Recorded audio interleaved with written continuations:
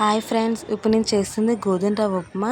దానికి కావాల్సిన ingredients onion, green chilli, potato, carrot and ginger. First stove మీద cooker పెట్టుకోవాలి. కుక్కర్ పెట్టుకున్న తర్వాత కాస్తంత ఆయిల్ వేసుకోవాలి. ఇది ఈవినింగ్ స్నాక్స్ కింద, నైట్ టిఫిన్ కింద కూడా చేసుకోవచ్చు, చాలా బాగుంటుంది. అలానే కాస్త పచ్చిమిర్చి,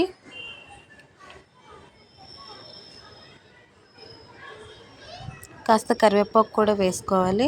అలానే ముందుగా కట్ చేసుకున్న జింజర్ కూడా వేసుకోవాలి. పచ్చి శనగపప్పు, శనగపలుకులు కూడా వేసుకున్నాను. కాస్త జీలకర్ర వేసుకున్నాను. ముందుగా కట్ చేసుకున్న ఆనియన్స్ కూడా వేసుకోవాలి. అలానే ముందుగా కట్ చేసుకున్న పొటాటో కూడా వేసుకోవాలి.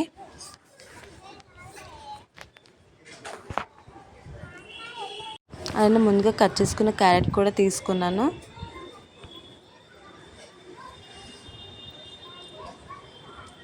ఇది చాలా టేస్టీగా, సింపుల్ అండ్ టేస్టీగా ఉంటుంది. ఒకసారి మీరు కూడా ట్రై చేయండి. ట్రై చేసి చెప్పండి కామెంట్లో ఎలా ఉందో.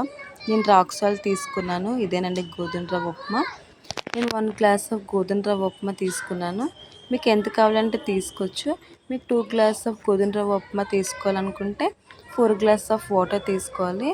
నేను 1 గ్లాస్ ఆఫ్ గోధుమ రవ్వ ఉప్మా తీసుకున్నాను కాబట్టి 2 గ్లాస్ ఆఫ్ వాటర్ తీసుకుంటున్నాను.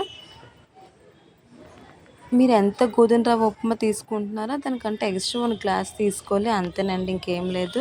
ఒకసారి సాల్ట్ సరిపోయిందో లేదో చెక్ చేసుకోవాలి. చెక్ చేసుకున్న తర్వాత మూత పెట్టేశాను.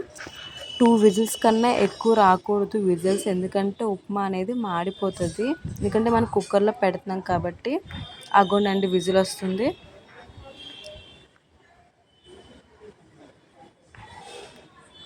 విజిల్ అయిపోయినట్టుంది, తీసేస్తున్నాను.